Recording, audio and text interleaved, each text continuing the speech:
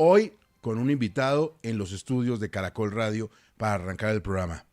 Ex embajador Roy Barreras, buenos días, ¿cómo está? Muy buenos días, estoy muy bien. Buenos días a toda la familia de Caracol, a Espinosa, a los que llegaron tarde aquí, ¿no? Porque qué cosa que es esa maña de no llegar a Veo las que 6. por la pinta está listo para ser blanco de todas las preguntas, las más inclementes también. Vengo listo a hablar de lo divino y lo humano, pero además le cuento con una emoción muy curiosa, porque como llevo 1 año y medio de silencio obligado por la condición diplomática y más de 2 años sin venir a una cabina de radio en Caracol, entré y me parece como, no sé, como volver a la infancia. Estoy muy contento en esta cabina. Muchas gracias por la invitación. Pues nos alegra que rompa el ayuno de visita a los medios de comunicación. Pues lo del aquí en ayuno, 6 quién AM. sabe, porque aquí no dan nada. Nada. Les quiero contar, aquí Nada. ni un café, ni nada. Si piensan que en Caracol dan café, cómprenlo afuera. ¿Usted no es de té? ¿Usted no es embajador en la Gran Bretaña? No. El año pasado fue el primer año en la historia que los londinenses tomaron más café que té. Logramos invadir de café esa isla y estoy muy orgulloso de los cafeteros colombianos. Yo quisiera decirles que usted nos acompaña hoy en calidad de precandidato presidencial, pero no, ¿cierto? No, yo vengo hoy en calidad de caracolero. Yo soy miembro de esta familia de Caracol. ¿Usted qué cree que en dónde escuchaba yo, por ejemplo, recordaba esta mañana la escuelita de Doña Rita? O los chaparrines. ¿Usted sí había nacido o no había nacido? Más o menos. Está Ay, chiquito, no se haga pero el joven. Más o menos. No, yo la escuelita de Doña Rita Sí, nunca. claro. Pues eso era Caracol, en las mañanas, en el radio. Y estaba pensando una cosa, ahora que hay personas que nos ven ahora con la tecnología y que transmiten en directo. Cuando de niño uno escuchaba el radio, y no solamente eso, que era divertido, sino también Tamacún, Arandú, Calimán, había una magia que quizás se pierda, que es la imaginación. Así es. Cuando uno escucha el radio, inclusive las cabinas de radio, y uno escucha los Eran noticieros misteriosas. afuera.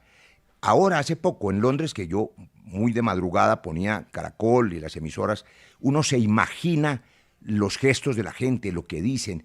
En cambio, cuando se transmite en directo, se pierde la imaginación. Pero es que a ustedes, a los políticos, no les gusta que la gente vea todo. Hay que prender la linterna también. Al contrario. Y corren algunos. Yo creo que la principal receta para cambiar la política y hacerla limpia es que se vea todo. Si usted es un animal político, como sabemos todos, ¿por qué no es precandidato hoy lunes? Pero qué cosa esa manera de lo invitan a uno por la mañana a decirle animal. No.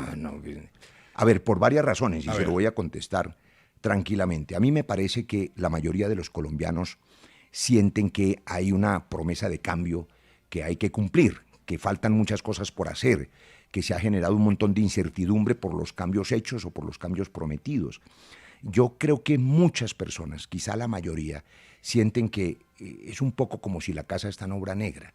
Cuando usted quiere reparar la casa, porque cuando la encontró tiene goteras, el techo está mal, hay una grieta, un tubo roto, pues usted tiene que meterle mano a la casa. Claro. Y a veces hay que mover los cimientos. Y eso genera incertidumbre. Ahora, si usted hace eso, tumba la casa sin tener la otra preparada, pues entonces vienen las condiciones críticas que algunos colombianos sufren. Reparar la casa, que es la casa de todos nosotros, es una obligación. Antes de decirle por qué me vine de Londres, tendría que recordar por qué me fui. Yo tuve una experiencia maravillosa, y oiga lo que le digo, maravillosa, que fue el cáncer de colon. Y fue maravillosa porque me produjo asombro y me confrontó con la vida. Y yo tuve ocasión de conversar de esto con su señoría, Así es. señor director, pero quiero recordarlo porque todos los días me encuentro personas que han logrado superar la enfermedad gracias a su actitud. Y con esa experiencia yo me pregunté, después de que gracias a Dios, yo soy un hombre creyente y gracias a los médicos, a mi familia, logré curarme completamente, me pregunté a qué vale la pena dedicarle el resto de la vida que me quede, y que creo yo que todos deberíamos preguntárnoslo sin esperar estar enfermos.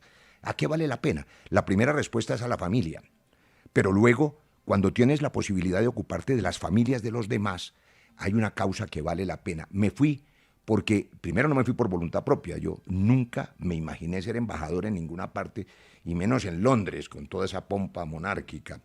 Nunca pensé cuando era taxista que mi carrera más larga iba a ser a las islas frías de Gran Bretaña, pero me sirvió, lo confieso, para recuperarme de mi enfermedad, para recuperar la familia, para volver a respirar, a caminar, para volver a estudiar a fondo la economía, la literatura que me gusta, y por decisión del presidente Petro, que me mandó a esa especie de exilio dorado. Yo estaba presidiendo el Congreso, ustedes lo recuerdan, en el primer año del gobierno del presidente, donde sacamos adelante las reformas, donde establecimos una dinámica de equilibrio, de mayorías, de gobernabilidad, como debe gobernarse.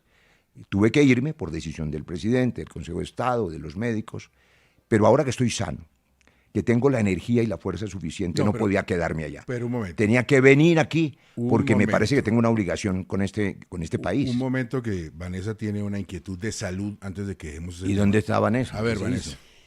Querido doctor Roy, me da mucho gusto tenerlo en regreso aquí a Colombia. Creo que es un jugador muy importante en la arena política. Usted es paciente, el doctor Hola, Barreras, ¿no? Vanessa. Yo soy amiga hace muchos años. La conocí, ella sigue siendo una mujer muy joven, ¿no? Sí. Casi una adolescente, pero la conocí de niña y tuve el enorme honor. Ella es hija de médico también. Claro que tuve el honor de conocer a su padre, uno de los médicos más prestigiosos y más caballerosos que he conocido en la vida. Tuve el honor también de ser su médico, su amigo, y recuerdo esa época cuando yo era médico y lo ejercía con mucho cariño. Así que Vanessa también me mueve el corazón. Gracias, doctor Roy. A propósito del tema de salud, a mí me alegra mucho que usted esté bien, por supuesto. Quisiera saber, cuando usted dice que está curado definitivamente, ojalá sea así, esos tiempos de la enfermedad que usted tuvo, ¿cómo son? Es decir, ¿hay posibilidades de que reaparezca, de que no? ¿Es una curación real a 5, 10, 15, 20 años, indefinida? ¿Qué le dicen sus médicos, los colegas? Es una buena pregunta y déjeme que pongan atención a la respuesta los pacientes y los familiares de quienes tienen este tipo de lesiones. Los que tienen cáncer de colon, recordemos que para los hombres... Habla el médico, Roy Barreras. El médico. Para los hombres, el cáncer más común, los tres más comunes en el hombre son el cáncer de próstata, el cáncer de colon, el cáncer de estómago. Y para las señoras, para las mujeres, el cáncer de cuello uterino, el cáncer de seno. En casi todos estos, por supuesto hay unos más agresivos que otros, pero hay un protocolo en que se mide la sobrevida a 5 años y en algunos a 2 años la primera etapa. ¿Eso qué quiere decir? Que la mayoría de las veces, como bien dice Vanessa, el cáncer puede reaparecer dependiendo de cuándo te lo diagnostican. Sí. Ahora voy a hacer un paréntesis sobre eso porque eso puede salvarle la vida a mucha gente. Y a los 2 años se hace la primera evaluación porque en esos primeros 2 años aparecen las primeras recidivas, o sea, los primeros rebrotes del cáncer. Y el 90% de las veces, en el caso del que yo tuve, aparecen en los primeros 2 años. Entonces te dejan un catéter interno por si acaso hay que volver a poner la quimioterapia, ¿no? Y luego entre los 2 y los 5 años se mide el resto porque a los 5 años, en el 99% de los casos, estás curado y eso no vuelve nunca. Entonces, eso de la sobrevida no es que te vas a morir a los 5 años, sino que a los 5 años te dan casi que la libertad de no tener que estar pendiente de las recidivas. Es decir, vamos bien. Vamos bien, pero el asterisco es este. Depende de cuándo te encuentran. Si una señora se hace juiciosa el autoexamen de seno, si se hace su citología, si los señores después de los 40, Espinosa todavía no está en eso, se le Más cayó o el pelo menos, precozmente. Sí, no, se me Más o cayó. menos. Pero 41 recién. Ah, 41, pues ya le toca el dedito. Sí, ¿Sabe señor, cuál es el ¿cómo no? dedito, no? ¿El de votar? Ah, no, ahora es con... No, el examen de próstata. Ese Doctor es un Manotas, poquito, sí. sí. Mi doctor Con Manotas. el doctor Manotas. Si los hombres se hacen juiciosamente el examen de próstata y el antígeno de próstata, si se hacen periódicamente, si tienen antecedentes o no en la familia después de los 50, la colonoscopia, la endoscopia, van a encontrar, si tienen la tendencia genética, muy precozmente, muy temprano el cáncer y se curan. Si no se hacen el chequeo, si la señora no se hace el chequeo una vez al año, cuando se dan cuenta del cáncer puede estar invadida y entonces ya es tarde. Son los casos que uno conoce de un amigo, un pariente que le encontraron el cáncer en febrero y se murió en abril, porque ya llevaba 2 o 3 años en eso. Así que el chequeo una vez al año salva vidas, Vanessa. Bueno, entonces ya tenemos lo de la salud del otro lado. Usted se va, regresa, tiene lo de la salud controlado y viene a poner la casa en orden. Supongo que el maestro de obra se llama Gustavo Petro y le ha encargado una tarea. ¿Cuál es la tarea? Bueno, yo creo que el arquitecto es Gustavo Petro. Y vuelvo a poner el ejemplo que me parece útil. Cuando usted encuentra una casa que tiene grietas y deterioros y decide remodelarla, pues contrata a un arquitecto. Y hay arquitectos que tienen visiones distintas. Cuando yo conocí a Gustavo Petro, yo no lo conocía. Les confieso que me pareció un tipo rarísimo, era mi compañero en el Senado, porque el tipo entraba, no saludaba. ¿Hablando de qué época? Estamos hablando de cuando hacíamos oposición al gobierno Duque en defensa de lo que habíamos construido. O sea, no hace tanto, En realmente. defensa, no, cuando lo conocí, quiero decir, la primera vez que interlocuté Sí, con sí, él, sí, yo, sí, sí. yo no había hablado con él nunca, sabía por supuesto quién era. Y como era un senador que entraba y no saludaba, se echaba un discurso siempre poderoso y después se iba, me parecía un tipo muy raro. Iván Cepeda, el senador Iván Cepeda, El bueno, como dice el presidente. que era digamos, uno de los líderes más importantes, lo sigue siendo, del Polo Democrático, me lo llevó a mi casa, me dijo, quiero ir con Gustavo, hace más de 5 años. Y me hicieron la propuesta de que lo acompañara y lo ayudáramos a ganar la presidencia de la República. Yo venía de largos meses de intentar, sin éxito, la unidad de eso que se llama el Centro. Ahí estábamos sentados cada semana durante 14 meses con Sergio Fajardo, con Alejandro Gaviria, con Humberto de la Calle, con Angélica Lozano, en fin. Eso se trataba de una especie de coalición de la esperanza. Finalmente eso fracasó por muchas razones, no se pusieron de acuerdo, en fin, los egos, a veces cada persona piensa que es mejor que el otro y entonces no ceden en nada, y eso es una cosa que hay que cambiar. Y llegó la invitación de Petro. ¿Qué significaba Petro, ese tipo raro? Pues significaba por lo menos 2 cosas. La sensibilidad social real, o sea, era un tipo que le dolían los pobres, y su compromiso con un país donde no nos matemos, donde la gente no se odie, donde la gente no se mate. Y llegó con un discurso para recoger las banderas liberales. Y a mí me tocó, en el fondo, por 2 razones. La razón para acompañar a Petro, eso no lo he compartido porque es una razón del corazón, fue mi madre. Mi madre, que para entonces tenía 80 y pico de años, se me murió por esos días, es a quien todo le debo. Yo soy orgullosamente hijo de madre soltera y ella es una campesina de origen liberal. Mi abuelo Tito era un campesino liberal, lo mataron en El Palo. Allá estuve en el norte del Cauca este fin de semana. Llegué de Londres a Santander de Quilichao a conversar con la gente, a que hable la gente. Y ahí está enterrado ese abuelo liberal.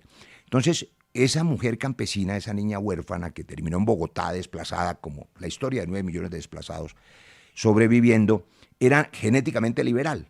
Antes de que se inventara esto de progresismo y que la gente, oye, todos éramos liberales. Y el liberalismo desde el siglo XIX era el progresismo, el que defendía a los zapateros, a los obreros, la liberación de los esclavos. Entonces éramos genéticamente liberales. Cuando Petro empieza a hablar de las banderas liberales y empieza a hablar de Gaitán y de Uribe y de López Pumarejo, pues el tipo me tocaba el alma porque éramos genéticamente liberales, pero además le cuento esta anécdota. Mi madre, ya muy viejita, le dije yo en la elección anterior, oye, madrecita, ¿por quién vas a votar? Y le pregunté por los candidatos que había en ese momento, que eran Duque y Petro. ¿Y qué dijo? Y entonces ella me dijo, mire, yo no sé, voy a decir lo que ella dijo, con mucho respeto por los protagonistas. Digo, este gordito no me da como confianza, este gordito. Y este otro, ¿cómo es que se llama? Le dije, Petro, me dijo, que es feo, ¿no? Ese Petro, pero a mí me parece, yo le he oído que a ese tipo le duelen los pobres. Entonces a un tipo que le dolían los pobres y que quería que dejáramos de matarnos y que además tenía banderas liberales, había que acompañarlo con gusto y lo acompañé con gusto, pero eso me hace responsable de su elección en parte, responsable de lo que pasa en su gobierno y responsable de que la promesa de cambio se cumpla. Por eso no podía quedarme en Londres disfrutando pues, de bueno, ese... pero de ese- entonces, concretamente, ¿qué va a hacer antes de ser candidato o de pensar en ser candidato? Pues que hay una gran tarea por hacer. A ver, ¿cuál? Voy a ponerle otro ejemplo. Antes de decidir quién se pone la banda de capitán de la selección Colombia, que todos amamos nuestra selección, hay que hacer la convocatoria, saber quiénes son los jugadores. Y si la cancha del Metropolitano de Barranquilla está dañada, hay que reparar la cancha para poder jugar el partido, porque sin cancha no hay partido. Hay que hacer eso antes. Hay La una- consulta, las reglas de juego, Claro, las listas, la conversación con la gente. la Mire, vicepresidencia. hay como 70 candidatos, 80, no van a llegar Sí, a son 100. como 80, ya. Récord Guinness. Claro. No, vamos a llegar a 100. Sí, sí. Colombia lo que no necesita son más candidatos. Colombia lo que necesita es quien le dé la tranquilidad y la seguridad de salir del pantano, de unir el país, de resolver los problemas de la gente. La gente tiene angustias en su corazón, terminar el final del día si no tiene empleo, cómo hace para no perder el empleo el que ya lo tiene, cómo garantiza que al hijo no le roben el celular en Es la decir, esquina. antes de 3 o 4 meses usted no se lanza. Pero además porque esta es la tarea que hay que hacer. Imagínese que hay una piscina donde hay 70 personas que se tiraron al agua. Sí. Se tiraron al agua un montón de candidatos. Te voy a esperar que se ahoguen unos. Yo no me... No, Sí. yo lo que... Que naufraguen uno. Yo claro. lo que veo es que en esa piscina se están dando codo. ¿Usted ha visto cuando hay un Sí. náufrago? Entonces, en lugar de ayudar al otro, lo coge de las mechas y El lo desespero. hunde. Y entonces nadie avanza, nadie llega a la meta. ¿Qué tal una competencia en los Olímpicos de natación donde se jalen de las mechas todos los nadadores? Eso es lo que está pasando. Yo creo que hay que hablar con esos nadadores y preguntarles, a ver, ¿ustedes quieren ganar desesperadamente, la ambición de ganar, como si eso fuera importante? Y ahora le voy a decir por qué no lo es. ¿O ustedes quieren ayudarle a Colombia? Si quieren ayudarle a Colombia, conversemos a ver si con generosidad, con humildad, son capaces de lograr la unidad, de conversar y de sacar lo mejor que tenga cada uno, porque todo colombiano tiene mucho que aportar para lograr que el país no se divida, sino que el país se una y camine hacia adelante. A mí me gustó la imagen que usted utilizó al principio, ex embajador, de que esto es como una especie de obra negra. Algunos, particularmente en los últimos tiempos, creen con tal vez cierto realismo que aquí ustedes prometieron un cambio que no se ha visto. Porque salvo escándalos todas las semanas, ¿qué es lo que ha cambiado? ¿Qué les falta por hacer? Yo tendría varias respuestas para eso. Lo primero, hay un montón de gente. Mira, estaba en Santander de Quilichao y llegaron Pero más si, de... si es como candidato. Sí, yo creo que pero realmente, sí, porque camina como No, pato. pero a la gente hay que creerle, tranquilo. Es que ahora que estaba oyendo a Espinosa, ¿sabe a qué ¿Qué? quiero ser candidato hace rato? Yo no ¿De le había qué? dicho. Voy a intentar competir con la voz de Espinosa No, pero eso para aplicar... Espinosa aquí. se ha marcado Sí. varias banderas en el avión, en el Spitfire. Él tiene unas banderitas. No, pero yo Ha ya hecho muchos me retiré de derribos, los campos ha hace derribado mucho muchos rato. aviones. Si todo sale bien, voy a aplicar para poder estar aquí, o en su defecto en la Luciérnaga, ¿qué carajo? Pues, No, es ya, decir, ya está Pedro con usted. Claro. Bueno, entonces, ¿cuál es la respuesta? Mire, a mí me parece que esos jóvenes que salían allá en Santander de Quilichao, de 14 municipios del Cauca, llenos de esperanza todavía, no salían antes, Espinosa. Hay gente que estaba escondida en lo profundo de los barrios más pobres de Colombia. Yo los viví, los conocí, yo crecí aquí en Las Cruces, en Bogotá. Y gente escondida en los municipios más olvidados. Y esas personas, para las élites bogotanas o antioqueñas o vallecaucanas, era como si no existieran. A los seres humanos no nos gusta ver lo feo, porque lo feo nos recuerda a la muerte y la vejez. No nos gustan las arrugas, las heridas, las úlceras. Si una persona ve, y es natural, otra que está con una herida infectada en una pierna, mira para el otro lado y no me muestre eso. Y la herida social, que está abierta y que es crónica, preferían no verla, que la gente está escondida ya en la Colombia profunda. Le voy a decir una de las cosas que hizo Petro, y podemos hacer la lista de lo que no ha hecho, porque si lo hubiera hecho todo, yo me hubiera quedado en Londres, porque no había nada más que hacer. Pero lo que hizo fue, con una voz que es poderosa, hay que reconocer esa voz de convocatoria, sacó a esa gente, la sacó de lo profundo, la sacó de los barrios y le dijo: tú tienes derecho. Tú tienes derecho a expresar lo que sientes, lo que requieres, lo que necesitas. Tú también tienes un pedazo en este país. Y esa gente aprendió a ser visible, a ser reconocida. Dejaron de ser invisibles por esa razón. Todavía millones de colombianos acompañan esa voz. Se sorprende la otra mitad de Colombia, y en eso se equivocan, y se lo digo con cariño, con afecto a la derecha, que creen que la cosa de Petro fue una especie de tormenta pasajera que ya va a pasar y ya podemos volver al pasado dentro de poquito, donde todos estamos tranquilos y los pobres van a volver allá a sus huecos donde nadie los vea y van a dejar de joder. Entonces ya casi va a pasar el gobierno de Petro. No se equivoquen. Esa media Colombia despertó y está diciendo: la herida social hay que cerrarla. Yo tengo derechos. Cada cual está diciendo: mi familia tiene derecho a vivir en paz. Hay una promesa de que el país sea justo, y esa promesa hay que cumplirla. Y la promesa que hay que cumplir es una promesa que implica unos cambios sociales que están todos por hacer en obra negra. Usted no se pasa a vivir con tranquilidad a la casa en obra negra, no es que le guste, porque pues la casa todavía está sin terminar. Y usted puede señalar todos los defectos y las grietas que tiene la casa en obra negra, pero en lugar de criticarla, sumémonos todos y terminemos de reparar la Pero, casa. doctor Roy Barreras, con enorme respeto, la gente dice, es que Roy Barreras vio eso porque es un camaleón, porque vive cambiando de piel y de color para adaptarse a las circunstancias políticas, porque pobres hemos tenido toda la vida. Pero no todos hemos sido pobres toda la vida, para empezar.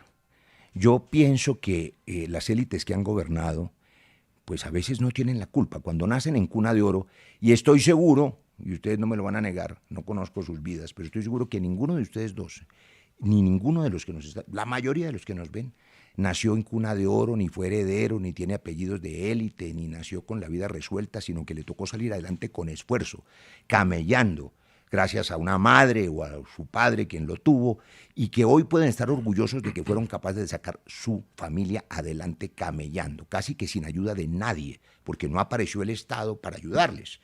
En mi vida apareció el Estado cuando logré pasar a la Universidad Nacional a estudiar medicina. Y llegué un día y encontré que en una cafetería daban desayuno y almuerzo, valía 3 pesos, era casi gratis. Y dije, miércoles, ya hay alguien que le ayuda a mi mamá con la comida. La presencia del Estado era muy importante. Lo de camaleón. Sí, los cambios de A mí me camiseta. gusta mucho el animalito, le quiero decir. A ver, Durante los 17 años que llevo yo en esta actividad, porque yo ejercí más de 20 años la medicina en los hospitales públicos, en un consultorio privado, fui Sí. feliz. Nunca he cambiado mi perspectiva. Y también voy a volver a confesar, y quiero hacer ese homenaje a mi madre ausente, porque eso también se lo debo a ella.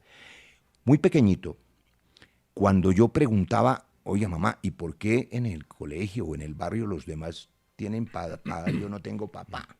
Ella me hizo un gran regalo, y que ojalá todas las madres solteras y jefes de hogar le hagan ese regalo a sus hijos. No importa que el tipo se haya alargado. Siempre me habló bien de mi padre y me decía esto, no, es que su papá es un médico muy importante que está salvando vidas. Y tú tienes que crecer para hacer lo mismo. Entonces, cuando yo conocí a mi padre, y realmente era un médico que salvaba vidas, por eso ejercí 20 años la medicina, porque era la obligación salvar vidas. Cuando secuestran los diputados del Valle del Cauca, y cuando por otras razones muy largas, no los voy a aburrir con esa historia, pensamos que podíamos salvar esas vidas y otras vidas, yo me meto en la actividad política, convencido de que hacer la paz, desarmar a los violentos, era posible salvar vidas. Cuando me fui en mi primer trabajo en el distrito de Agua Blanca y vi que el hambre mataba gente, dije, hombre, se puede salvar vidas no solamente dándole antibióticos, sino tratando de que la gente tenga con qué comer. Nunca cambié la perspectiva. A eso me metí a la política, a defender la posibilidad de la vida en todos los gobiernos. Pero además hay una cosa muy divertida.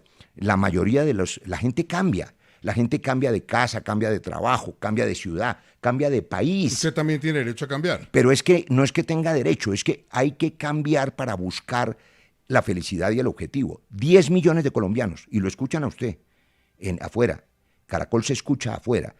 10 millones de compatriotas están fuera de la patria, lejos, dispersos por el mundo.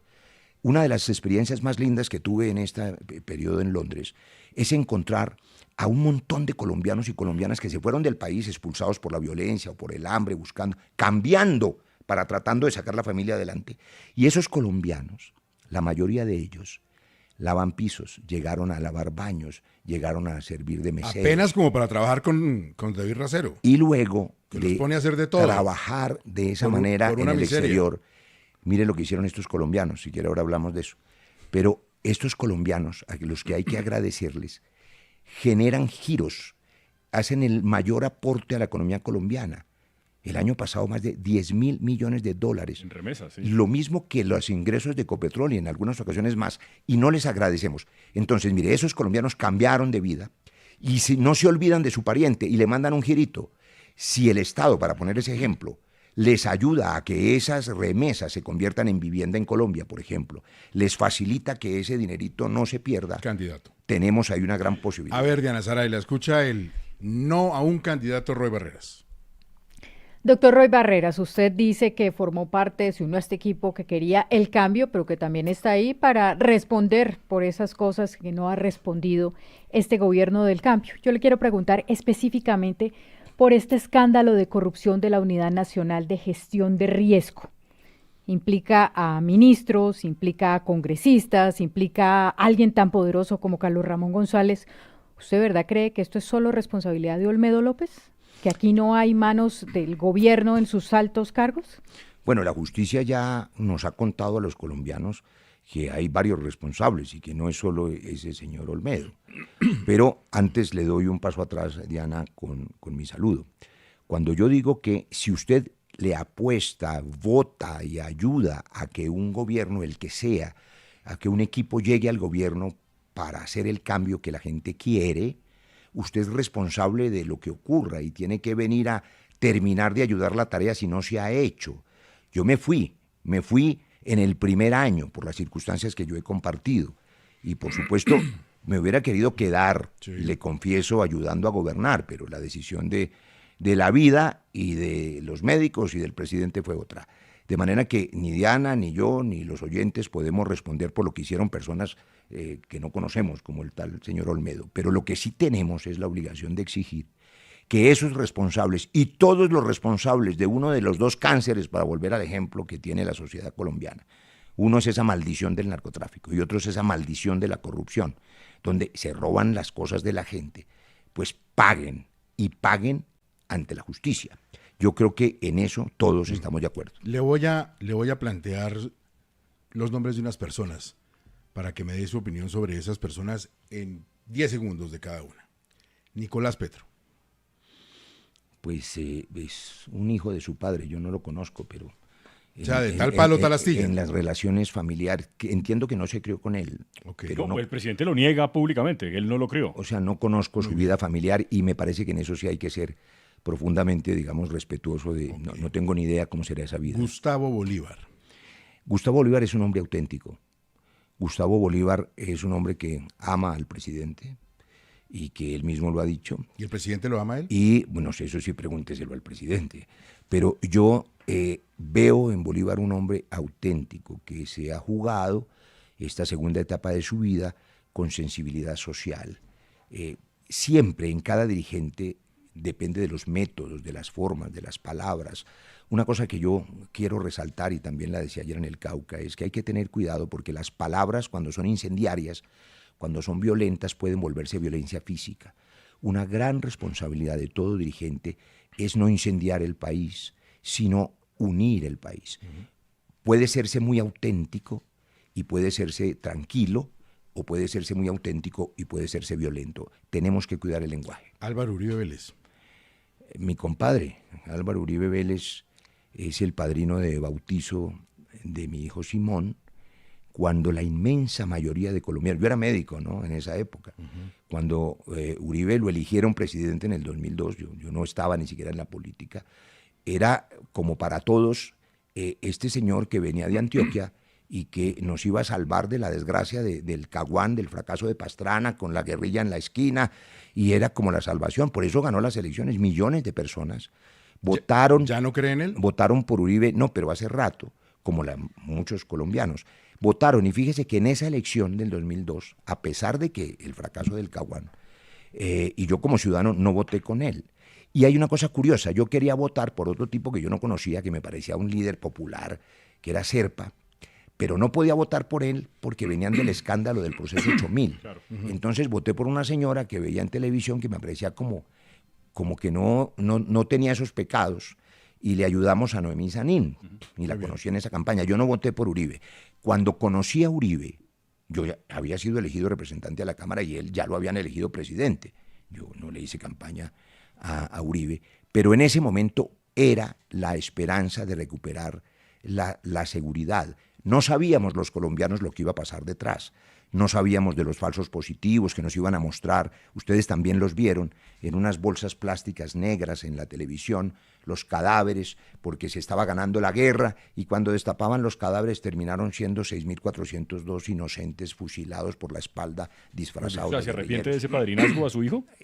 Pues yo sí, pero eso es un sacramento, ojo, Ya. tal vez eso no lo Claro. entienden los que no son religiosos, Como quedó, pero quedó. los sacramentos no se disuelven. Bueno, a ver, más corto en cada personaje. María José Pizarro.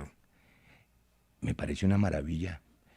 María José Pizarro Votaría por ella, por supuesto. sí, es también una mujer auténtica, María José, y tiene sobre la espalda un legado enorme, un simbolismo, que es el de su padre. La Constitución del 91 es uno de los ejemplos de cómo se puede dejar las armas para construir un país mejor. Y claro, esta generación, Pero no vamos a votar por ella por su padre, porque repetiríamos lo de la política anterior, el nepotismo de otra forma. no, pero a ver, pensar que el padre que está muerto hace 30 años tiene alguna influencia en el Y nepotismo, es sí que Galán no ha tenido influencia en la carrera de los hijos. es una marca. Pero entonces ahí hay dos Bueno, preguntas. por eso. Ahí hay dos preguntas. Lo primero, los jóvenes que La nacieron, opinión sobre ella. me parece una líder popular auténtica. Perfecto. Miguel Uribe.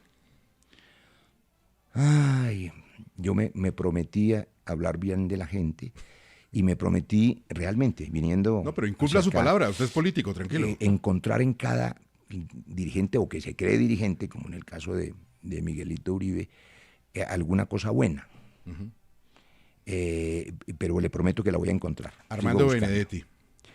Es un líder inteligente y astuto. Yo he competido con él, competí con él durante estos 17 años, porque compartíamos el partido, y ha hecho una cosa que pocos hacen, que es resucitar, ¿no? Y bueno, los que resucitan tienen un mérito. ¿Lo respeta o lo teme? No, yo no le temo a nadie, es decir, no le temo a la muerte, le temo a Dios por lo que sigue después, pero no le temo a nadie. A mí me parece un jugador político interesante. Es que yo miro la política de dos maneras. Como un juego de ajedrez, donde usted tiene unos jugadores, y a mí me gustan las piezas, sé jugar el ajedrez. ¿Le gusta más el peón que el alfil? Me gusta más la reina del tablero. Porque ¿Dónde está Verónica? No, pero estoy hablando de la reina en el tablero de ajedrez. Yo no tengo ni idea, pero vaya, ¿dónde está su señora? En mi Gustavo? casa, en este momento. Sale al trabajo ahorita. Gol, la me ganó, metí con esa, le di papaya con esa pregunta. Pero sí, mi señora también está en mi casa, pero no tengo idea. No sé dónde está la primera dama. Juan Manuel Santos. Santos es un hombre a quien fue, por culpa de Santos, es que dejé yo la medicina para meterme en la política. Es decir, el hombre que me llama a Tuluá y me dice, como médico me dice, mire, yo quiero, él tenía una semana quizá de ministro de Defensa, y me dice, yo quiero dos cosas. Quiero trabajar en la paz de este país y quiero resolver ese problema del narcotráfico que nos tiene obligados. Ayúdeme. Y desde entonces le he acompañado en esa utopía. Fui feliz, lo confieso, feliz hasta la lágrima cuando, a nombre del Estado colombiano, después de negociar el acuerdo de paz, lo firmamos, y pensé, como muchos millones de colombianos, que íbamos a tener la posibilidad de un país en paz, alegre, y hoy no lo tenemos por muchas razones. Tampoco tenemos paz total, no ha funcionado. Por eso, tenemos la obligación. Yo no puedo, mire, ¿sabe otra razón por la que me devolví de Londres? Y que le decía a mi hija, que no me debe estar oyendo porque no oye noticias, ella es médica, neuróloga en otro país. Le decía, hija, mira, claro, yo me puedo jubilar en un año y puedo tener una vida tranquila. Yo no soy un hombre rico, pero la pensión me alcanzará. Sin embargo, sería un fracaso de vida haber intentado que el país esté mejor y irme de la política dejándolo en este mar de violencias, de incertidumbres, de miedos que tiene la gente, cuando se sabe lo que hay que hacer. Yo sé lo que hay que hacer y muchos otros seguramente también saben lo que hay que hacer, pero no basta una sola persona, hay que hacer equipo y unidad. Por eso lo primero que vamos a hacer en estos meses es conversar con la gente, con todos los dirigentes, para intentar unas reglas de juego que permitan sacar el odio de la política, que no nos odiemos. Esa piscina que dijimos ahora donde se agarran de las mechas y se dan codazos, sí, eso no puede garantizarle el futuro a Colombia. Pero, ex embajador, a propósito del odio, tal vez habría que hacerle también esa reflexión a la cuenta ardorosa del presidente Petro, que muchos creen que lo que hace ahí en esa red social es impulsar el odio cada semana, sobre todo el de clases sociales. Pero yo le voy a preguntar por otra cosa de la paz total. Me dice un pajarito, una buena fuente, que usted tiene, como la exministra Buitrago de Justicia, muchas dudas con respecto a la paz total, no a que eso tenga que intentarse, sino al hecho de que esto ha sido un mar de improvisaciones que no ha servido para nada, porque aquí todos los delitos, salvo un poquito el homicidio, han crecido tremendamente, la extorsión, el secuestro. Lo que sentimos muchos, y lo dijo ella al Consejo de Ministros, es que esto está descuadernado. ¿Usted cree lo mismo? Y por eso la sacaron. Correcto, de eso se lo cobraron. No tiene que decírselo un pajarito, porque es público, está escrito, lo cubrió Caracol. Sí. En mi primer año de gobierno, bueno, desde el primer día, recuerde que cuando tuve el honor de posesionar al presidente Petro en la Plaza de Bolívar, yo dije entonces que se tenía la obligación de gobernar para todos, para los 50 millones de colombianos, y no solo para los que habíamos ganado. Esa promesa no se ha cumplido, para responder la primera parte de su pregunta. Sí. En las sociedades donde hay polarización, cuando el uno ataca al otro se van radicalizando y los lenguajes de los dos extremos dividen a los países. Hay que superar ese odio. La segunda parte de su pregunta, precisa y técnica. Públicamente yo hice mesas de trabajo exponiendo mis reparos y mis dudas a la primera versión de la ley de paz total, que tenía, para que nos podamos comprender con facilidad, unas normas que se llamaban acogimiento a la justicia, que algunos asesores del gobierno entonces proponían que los delincuentes comunes, los criminales comunes, inclusive los narcotraficantes, tuvieran beneficios parecidos a los de justicia transicional. El hermano del presidente. Y a mí no, estoy hablando de las organizaciones criminales. No, digo, pero los asesores eran el hermano del presidente. No, el hermano del presidente no tenía nada que ver con estas mesas de trabajo. No, él estaba ocupado en las cárceles. Sí, claro. Estoy hablando de esas promesas. de los abogados y los asesores que tenían la idea de que si se abrían 50 mesas de diálogo al tiempo para todo el mundo, para los que se decían guerrilleros, que se dicen guerrilleros ahora, porque yo creo que la peste del narcotráfico acabó con eso, y los bandas de las esquinas y las bandas de los barrios, mesas de trabajo para todo el mundo, no perseguir a nadie, de buena fe, y una ley absolutamente laxa para todos. Yo me opuse a eso porque mi obligación era y es intentar aconsejar al gobernante cuando no estás gobernando directamente. Pero es así un fracaso la paz total. Yo creo que la paz total fracasó desde el inicio por falta de método y no por falta de voluntad, ni porque la causa no sea noble. Hoy, ¿qué dicen los colombianos?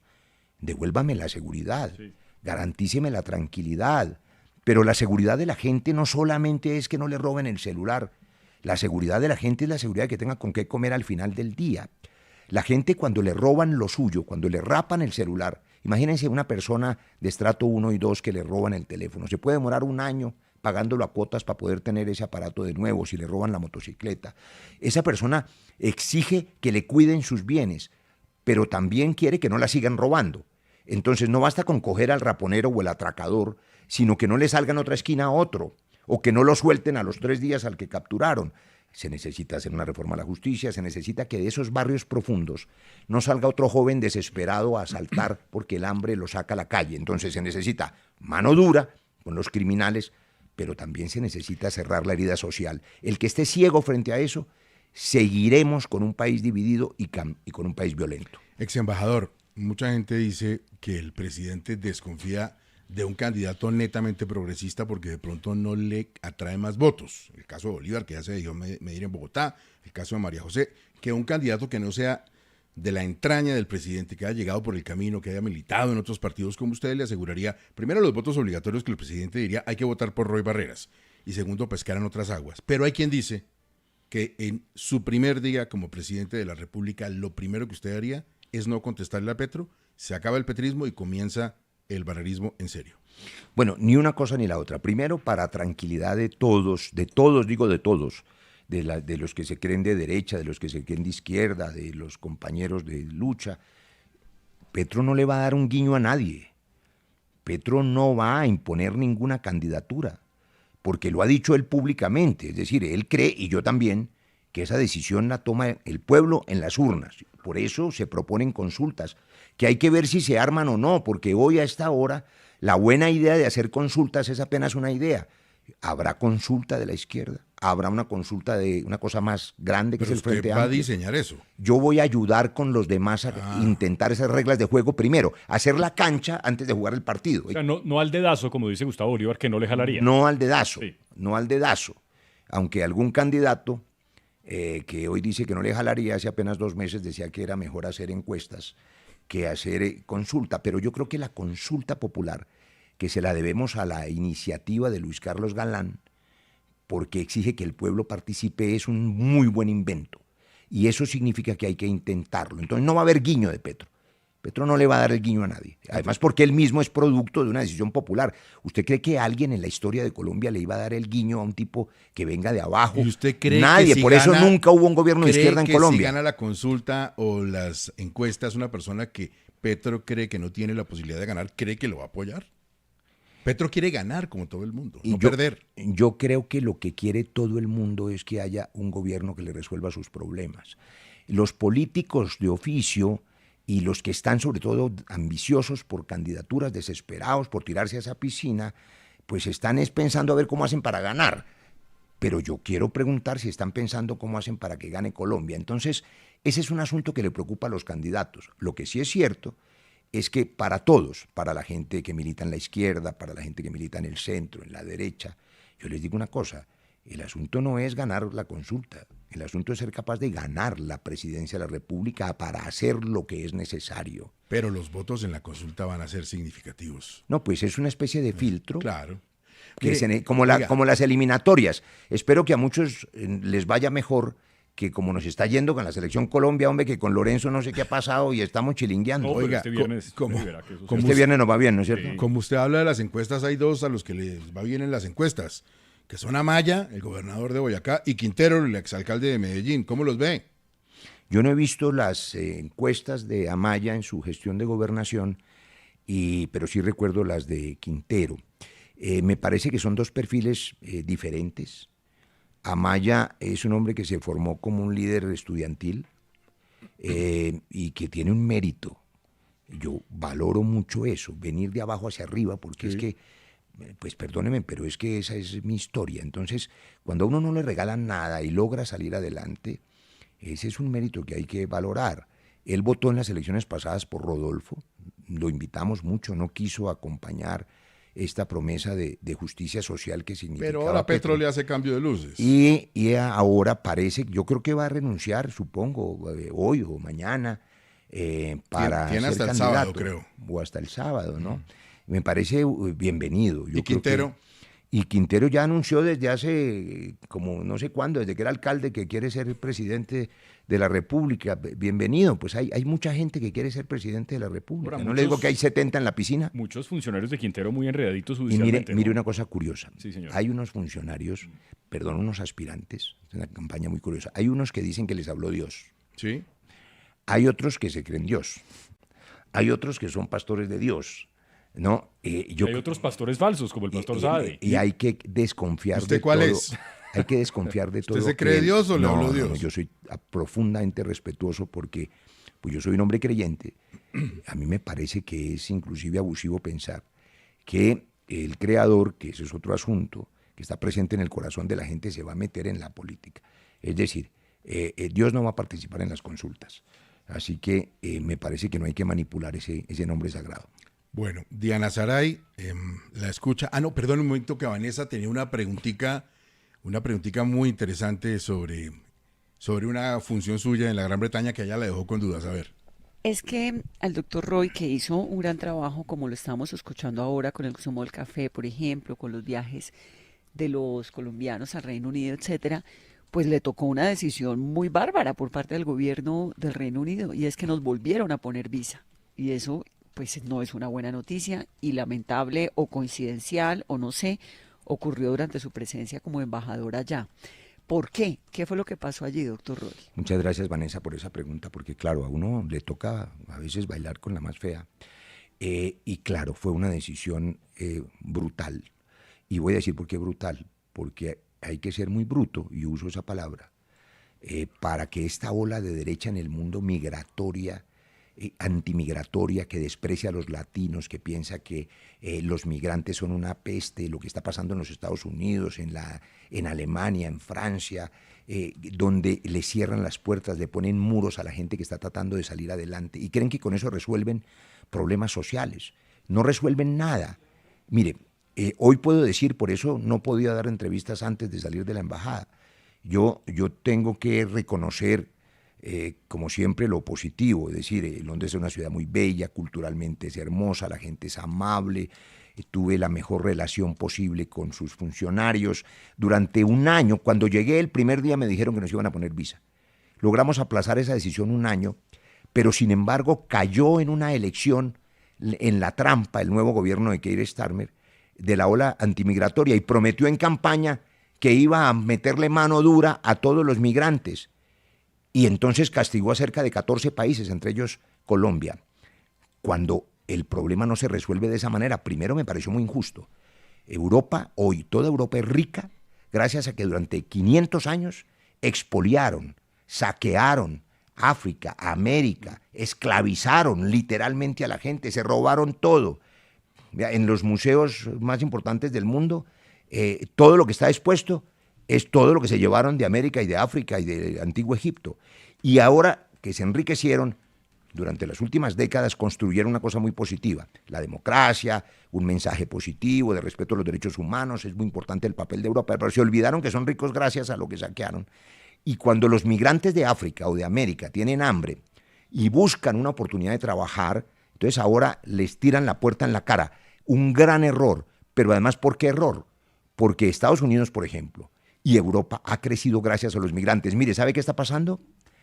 Que el gringo, por ejemplo, que antes le cuidaba al bebé un mexicano o una colombiana para irse a trabajar, ahora no tiene quien le cuide el bebé. Ahora no tiene quien haga el trabajo de construcción pesado, porque los colombianos sí que somos buenos para trabajar. Y se están quejando de ese error estúpido de sacar a los migrantes. El primer migrante es Trump y su familia. Sí. Y sin embargo, esa cosa de odiar al otro, me parece que es un error terrible de la política antimigratoria y el gobierno británico cayó en eso. A ver, Diana Saray, la última pregunta para el doctor Roy Barreras. Doctor Roy Barreras, usted es médico, me imagino que le duele ver lo que está pasando con la salud, la crisis de medicamentos, las demoras en las autorizaciones de procedimientos, los cierres, por ejemplo, de las unidades materno-infantil. ¿Quién es el responsable de este desastre que se está viviendo en la salud? Cuando yo presenté la ley estatutaria en salud, Diana, esa ley tiene 2 firmas, la mía y la del presidente Santos. El presidente Santos cruzó la Plaza de Armas para firmar la ley en 2 ocasiones. La primera, cuando firmó la ley de víctimas con Juan Fernando Cristo, que era su autor. Y la segunda, cuando cruzó esa plaza para firmar la ley estatutaria en salud. Allí está escrito, en mi ponencia, en la ley que hoy existe, que un problema urgente para resolver es que se acabara con la dominación de las EPS, que se llama integración vertical, que era un abuso que implicaba que todo eso que dice Diana estaba ocurriendo y que los trabajadores de la salud estaban completamente pauperizados, estaban en un régimen de trabajo en el que siguen, donde se abusaba de ellos por el monopolio de la salud de transnacionales que terminaban administrando los recursos públicos. Es decir, las EPS tenían que ser transformadas en gestoras de salud. Le estoy hablando de hace 8 años o 10 años, antes del gobierno Petro. Hoy las preguntas de la consulta dicen lo mismo y en eso estamos todos de acuerdo, pero en esta última pregunta de Diana me sirve el primer ejemplo que pusimos. Si usted va a reparar la casa, el sistema de salud, que funciona con errores, que venía funcionando, y usted no tiene listo el otro, pues si tumba la casa y no tiene la otra casa lista, se queda en la intemperie. Es un asunto de método. En todos los casos, Diana, le aseguro, en la salud, en el orden público, en el tema de la transición energética del petróleo y las energías limpias, en el tema de la minería, se necesita una palabra mágica que se llama la transición. Hay que tener un método para que el cambio sea posible, acordarlo, consensuarlo, que sea para los 50 millones de colombianos y que se haga metódicamente y no impuesto, no a la brava. O sea, el chu a usted no le gusta. A nadie le gusta. No, al presidente sí, él lo dijo, no, y a Carolina Corcho también. Eso son cosas distintas. No, no son distintas. Y yo ¿El presidente interpreta a Corcho o Corcho al presidente Petro? Ni una cosa ni la otra. Le voy a decir por qué, aunque el tema puede ser largo. Con un ejemplo, ayer la exministra Corcho tenía alguna referencia a esta opinión mía. Primero yo quiero decir que conozco a Carolina hace Bueno, tiempo. pero ¿le gusta la propuesta de salud del gobierno? No, es que son diferentes, la de Corcho y la de Petro, y ella dice que es la misma. El asunto es el método. Le voy a recordar solo un momento. ¿La de Corcho no le gusta, la de Petro Cuando sí? se presenta la reforma que la ministra Corcho, de buena fe, porque ella es una mujer que actúa de buena fe. Pero lo oculta mucho. No, lo que pasa es que quiso imponer la reforma sin la transición. Ya. Se hizo un acuerdo, yo presidí mesas de trabajo, el presidente Petro acordó, acuérdese que teníamos gobernabilidad, teníamos una mayoría que permitió en el primer año aprobar todas las reformas sin gritos, sin estridencias, sin escándalos, sin mermeladas. Se aprobaron cosas, el Tratado de Escazú, la reforma para la equidad, la jurisdicción agraria. Y íbamos a aprobar la reforma a la salud. Se acordaron cosas. Y ese acuerdo el presidente Petro lo lideró. La ministra Corcho llegó al otro día y radicó una ponencia distinta a la del acuerdo. Se rompió la coalición, acuérdese, fue noticia. La de Petro sí lo satisface. Y entonces, ¿cuál es la que está hoy en trámite? Sí, a mí me parece que La condición Correcto, hoy eso es. de inestabilidad requiere estabilizar las reglas de juego. Doctor Roy Barreras, pues muchas gracias por acompañarnos. Mucha suerte en su tarea de terminar la casa, que todavía está un poquito en obra negra.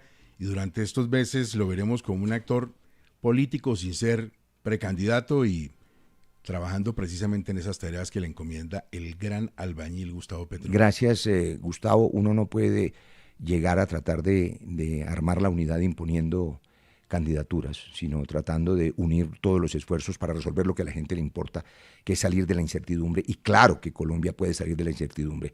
Sabemos lo que hay que hacer y lo vamos a hacer. Pendientes de su candidatura. Gracias, doctor Roy Barreras. Gracias por los micrófonos de Caracol y a la familia caracolera desde las escuelitas de Doña Rita. Aquí lo seguimos oyendo.